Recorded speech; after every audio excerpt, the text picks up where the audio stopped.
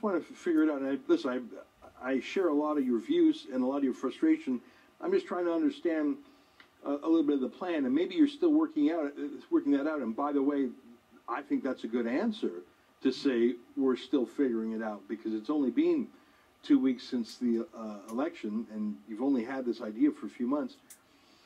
You mentioned having a federal party, but do you need, if Wexit is really about an exit, do you need the provincial government to have the referendum? I'll admit I haven't read the Clarity Act recently, and I haven't reviewed the Supreme Court's treatment of it, so I should probably do that. But don't you need to have strength provincially? Yes, we do. So how does that? Are you going to get a provincial party too? Right. So the Wexit Alberta brand, just to explain that piece again, that other side of it, whether it takes the form of, let's say, for instance, the other groups aren't able to work together, unify, and slap the Wexit Alberta name on themselves, if there still is disunity or dysfunction or a lack of organizational capacity, then we will look to register Wexit Alberta as a provincial political party. Hopefully, we don't have to go down that road. We have a lot of support from industry here in Alberta, industry, labor, Indigenous communities, immigrant interests, immigrant communities, senior citizens. Again, public sector as well, private sector, everybody, because this isn't a left-wing versus right-wing issue. It really is a Western Canadian issue. But everybody really wants to see Jason Kenney have the chance. I know he said he's a Federalist, but again, lots of people are kind of counting on him and hoping that he's going to lead us out of Confederation, that he's going to implement an enhanced version of the firewall letter that we call the Infernal Wall. So in addition to... Listen, I mean, I don't claim to be the closest Jason Kenney confidant, but I have known the man for 20 years, 30 years. And the idea that he would lead Western separatism is not only something that I have never heard him say in public or in private, even when we were young friends. And I'm not that close to him these days, obviously. But it seems so obvious to me that he is a Federalist. Yeah. That he has said as much. His consultations for how to strengthen Canada within Confederation. It seems so patently obvious he's not your man, and even his own political destiny seems so focused on. I mean, he speaks French, English bilingually. He's got all these. Maybe he's trying to become the prime minister. We don't know. Well, that's so how. Look, because it needs it needs to be spelled out for everybody who thinks that Jason Kenney will lead them out of Confederation, whether they're the voter. Well, he's not gonna. I'll just let me save you some time. He's not gonna. And that's the point. I know he's not going to, but some people believe that he will. So we want to be in good faith with the political mood and say, hey, here's your chance to be a hero. Here's your chance to be the first president of Alberta, because the electoral math, whether it's just Ontario becoming more liberal on their own, but with us winning, let's say, 50 seats in Western Canada, the Conservative Party of Canada will never win government again. So it's a choice between perpetual liberal governments or voting for economic liberty, social stability, and self-determination. Voting to leave. Now, I'm not trying to nitpick. I'm just trying to understand. Sure. Because you talked about Alberta and President of Alberta or whatever. What's your desired outcome? I guess, like, if you could look ahead 5, 10, 20 years, what do you want it to be? Right. Alberta, a stronger Alberta within a stronger Canada. That's probably what Jason Kenney would say. An independent Alberta or an independent West. You talked about unifying the Western provinces. Like, I'm just trying to understand where you go and Wexit, but you're running federal candidates. Again, I'm not trying to trick you or trap you. I'm just trying to understand what you're doing. There's a number of moving parts, so I'm trying to keep it as obviously as direct and on point, but also just obviously it's clear too.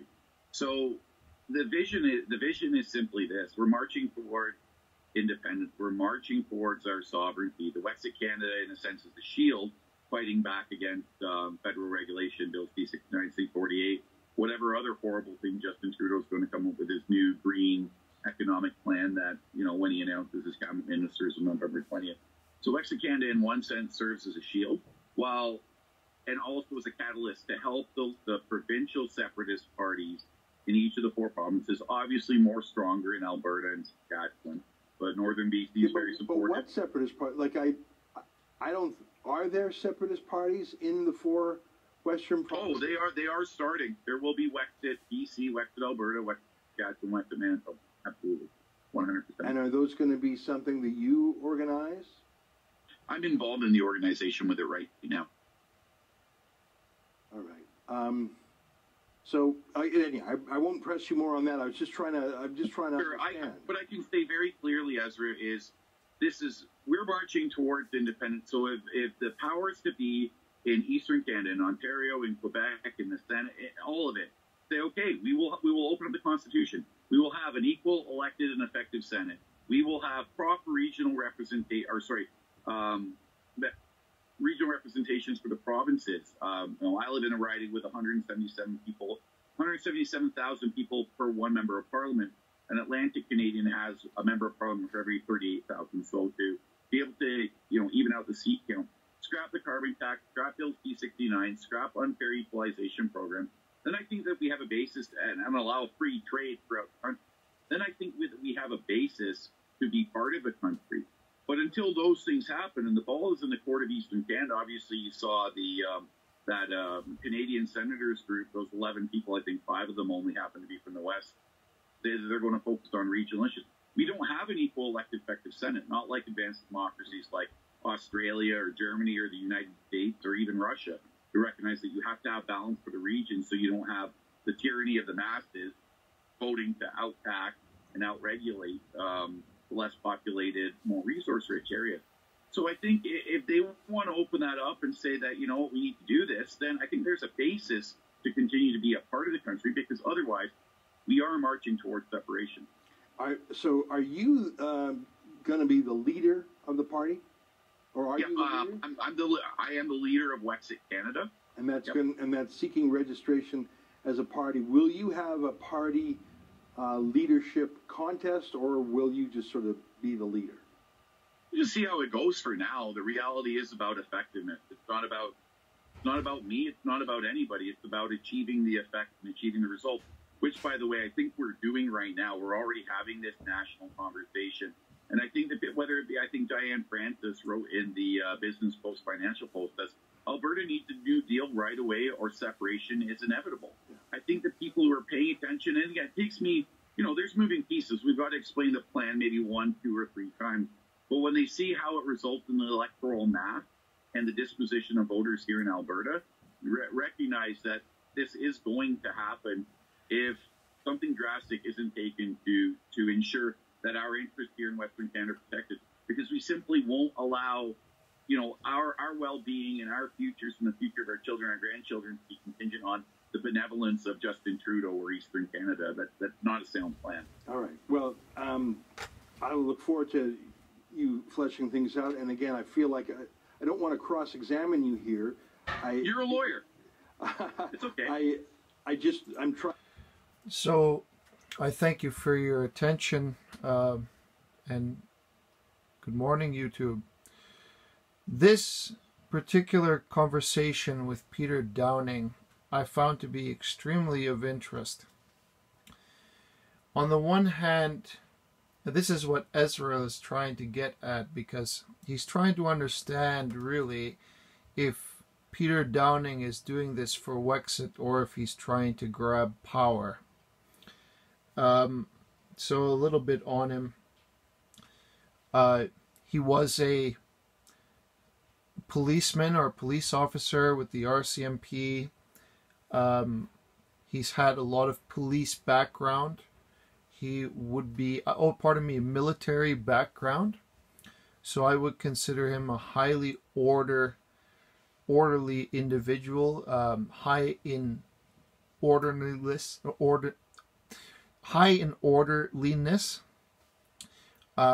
You could see from the conversation that he's very specific about the details and so on of what's happening. In addition to that,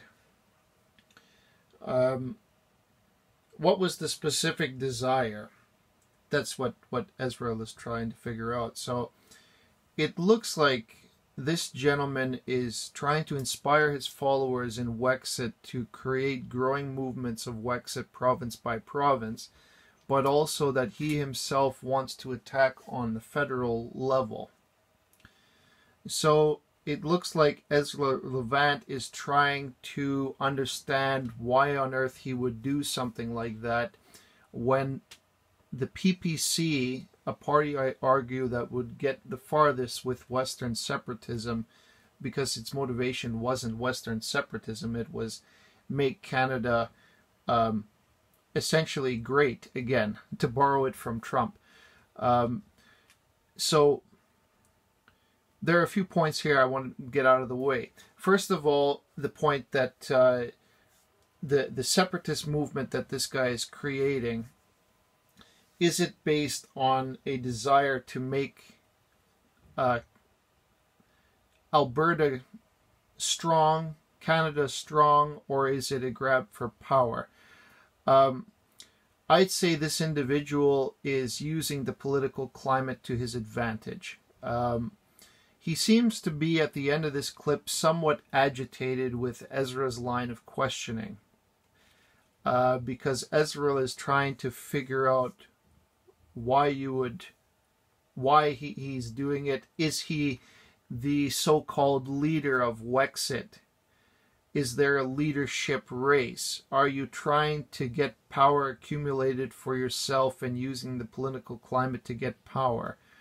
I think yes, because there's no leadership race as far as what he's explaining right now. He's the leader. I'm the leader, he said. Okay, fine. Generally speaking, the prosperity should be at least a party effort. What I'm saying is there's hundreds of thousands of Canadians out there that want that change. But what Ezra is trying to point out is that, how do you see the future if this is implemented? What are your plans for Western Canada, say, or let's just talk about Alberta? If Alberta separated and became its own country, you get the sense that this gentleman laments the fact that Kenny is not really a separatist, but rather a federalist, somebody, and a patriot. So he doesn't want to break Canada up, let's say. And Ezra is trying to reinforce that point. Kenny does not want to break up Canada. Kenny wants to strengthen Alberta, strengthen Canada from within, and be patient enough so that when Trudeau does fall, that we can put the pieces back together. So in a way, he's kind of scolding this guy, saying, okay, well, you want to create division and create a new party. And the fact that it's a giveaway, right? Because this guy is not actually focusing on the province where the problem is. He's focusing on the federal level and put his eye on federal politics. So that's already been done and failed.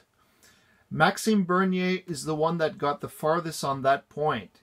A unification, a complete change in politics in Canada, because his goal wasn't really separation. It was the fact that Canada can be whole again under the right leadership. So this guy, I agree with Ezra Levant. I think that he's taking advantage of the political climate. And though we kind of want to support him because there are many who are in favor of separatism, if he was really genuine, he would have gone for the provinces first, address the problems at home. The federal level is nice, but, you know, he won't have any legitimacy really. Because the party is in its infancy, and as I stated before with the PPC, it does take a great deal of time for a political party to mature enough to become a considerable vote, and that time will be a minimum of 2 elections or more. You look at what Ezra Levant said later on, and how Preston Manning formed his party by the blood and sweat and tears and will, sheer will, to create the Reform Party. they were on 200 days a year on the road, pushing, campaigning, and working hard. So you look at it and you say, you know, how long did it create him how long did it take him to create the Reform Party? How much work did it take? It's not something that can be achieved over a few months period. This is an endeavor that will take at least a decade. Maybe more, maybe less, but for political maturity, at least a decade. So, Peter Downing, I don't know, Wexit is still more or less in infancy as a concept because, you know, there's no official party. There's no official leadership race. Peter Downing seems to be a guy I'm already suspicious, like EZRA, of his motivation and his intentions, because he doesn't have a vision really for the future of Alberta or the future for the West. He simply, his vision is going as far as, I need to build a party so that Wexit can become a federal matter. And if that doesn't work, I'll go to the provinces. Like, that's backwards. Address the provinces first and build your power base first, if you want to go that way. And it's not even about power. It's finding those who are aligned with you, and addressing those who are suffering in these provinces and who really, those people still need a voice. And their voice at the federal level is the Conservative Party. So he's essentially wasting the effort to try to build a federal platform when in fact, you know, by default it will be Conservatives. Again, I lament Maxime creating his own party in a way, because in one way it was very necessary for him to do that, because there was a gaping void in the Conservative Party itself, where its ideals and its fundamental principles were corrupted and distorted. But mostly it was a lack of leadership from Andrew Scheer himself. I lament it because if, people can debate this if they want, but if Maxime had been patient enough in the Conservative Party and stayed, there would have been a leadership race called around this time, because Maxime would have attacked him within the party if he had remained. And I bet you they'd be able to force a leadership race and get Scheer out, and Maxime would win. Just because he's such a powerhouse, eh? Like, Maxime needs to be in federal politics. That's where he belongs. Or he needs to be in a ruling power, I'd say. Because that person has a great deal of competence, of personal principle, ideals, and values that align with the highest order of what a Canadian should be, I think. That's my opinion. But when you look at Wexit, Wexit is a very sore spot in Canadian hearts, I'd say. Because on the one hand, you're torn. You don't want to break the country up, but at the other hand, you're suffering terribly and there's not much more you can do. I hate to replay a clip that I've already created a video on, but I thought that the interview with Catherine Murray and the former Encana CEO, he really was on to something. He was on to something about the Canadian heart, the Canadian emotion in the West. I just want to quickly show to you, before I conclude this video, how he responds to Catherine Murray's questions on Bloomberg. Here, just allow me to open up the clip for a minute. GWYN Morgan. He hit it right on the head, I think. Really what's happening now is a much broader. When you have people who feel, for example, in Alberta, who are proud of what they do, they produce something that everybody needs, and they're really good at it, and they're some of the best and cleanest in the world at it. And they get vilified by by people like Catherine McKenna, the Minister of Environment, and of course Trudeau was saying earlier on in his mandate that we have to phase out the oil sands and so on. People it becomes more than just economics. It becomes, what is our place in this Canada? Are we appreciated? Does anybody really care about us? 2,000 workers get laid off in a plant in Ontario, auto workers, 100,000 people. And the Prime Minister goes and visits with the people in the 2,000 people that got laid off in the factory, never came to Alberta. So, at least to talk about that issue. It's sort of a feeling of, I guess you could call it alienation, which is the big word right now. But it's really a hurt, a deep, deep hurt that these people feel. They're proud of what they do. They're proud Canadians. And they feel really that they don't really have a future here. There's an article in the online C2C journal that says, does Canada really do Albertans really want to be in Canada? And it's really interesting reading, but it points out that this is well beyond, pipelines and economics and all that sort of stuff. It's a sense that Laurentian Canada, which is Ontario and Quebec, is always going to dominate, and the West is never going to really be treated fairly. And when you have that sort of fundamental kind of undercurrent, and then all hopes dashed by the last election because they just don't think they have a chance under the Trudeau government to get any better, you end up with a country that where the divisiveness is really big. And that's sad. As a proud Canadian, I'm very sad, and I'm sad about the personal and the toll on people and their families that this is all producing. Absolutely. So you see it there. The way that he speaks is very, very... He's saying that the suffering itself transcends economic and political lines. It's now become an emotional problem in the hearts of Canadians, let's say, Western Canadians. But it goes as far. There's pockets of conservatism all over the country and people that... Let's not get into that. It transcends political and economic, let's call them, how would I classify it? Political and economic realms, let's say. And it goes beyond that.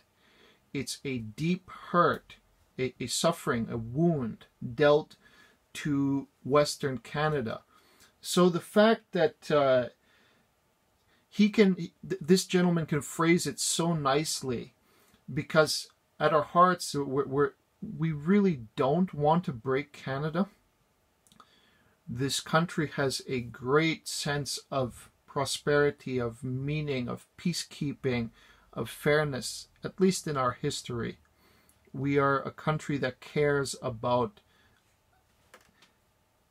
human beings, humankind. And Trudeau has corrupted that meaning in any way that he can find, and corrupted that beautiful vision of Canada in the future. So the problem is, it's more than political. It's to give the voice to people who have a great deal of suffering dealt to them at this moment. Or actually, not this moment, but already for the last, let's say, 4 years. They still need a voice. They still need somebody who is going to stand up for them. That's the real motivation that needs to be taken into account.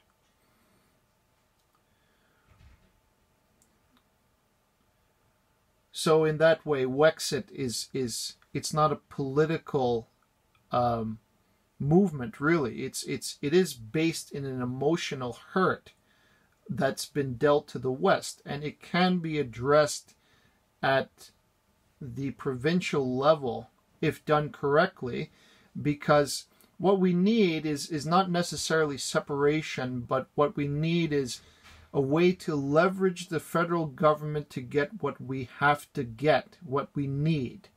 Okay? So an abolishment of the carbon tax, absolutely. An abolishment of equalization, absolutely. the ability to collect our own taxes and kick back to Ottawa whatever we want. Absolutely. The issue is not separation in a sense. The issue is fairness. How can we address fairness? And how can we legislate for it? Is it legal for us to do it? I think yes. Quebec already has made a great amount of successes to achieve what they want. So if Quebec can do it, why not us?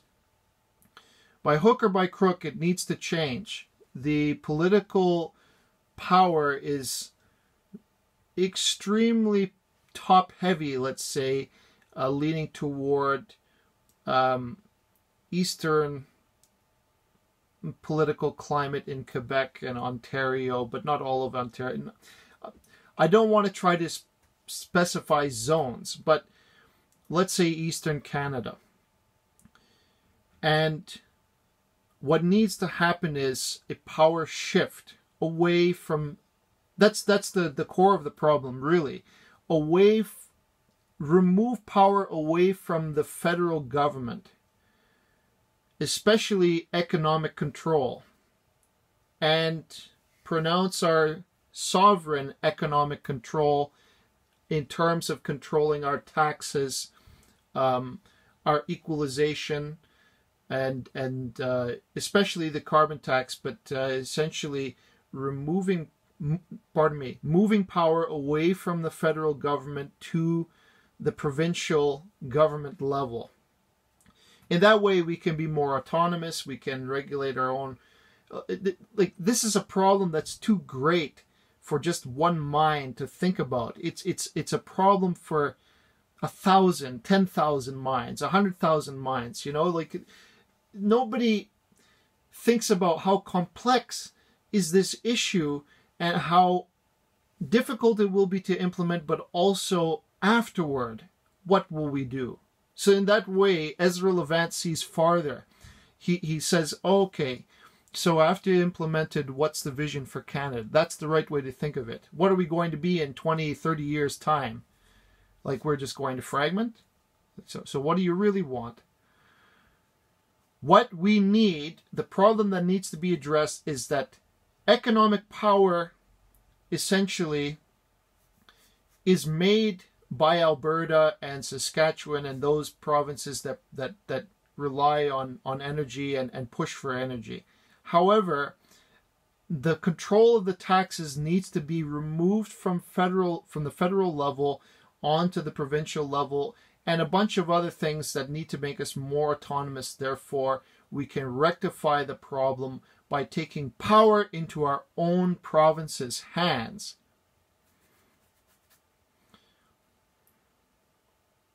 So I hope this video is a little bit long, but I hope that this interests you. If you like this video, please subscribe to my channel. I look forward to reading your comments, and I really hope many of you can find this video and comment, and let's discuss this problem. Thank you very much for your attention. Bye-bye.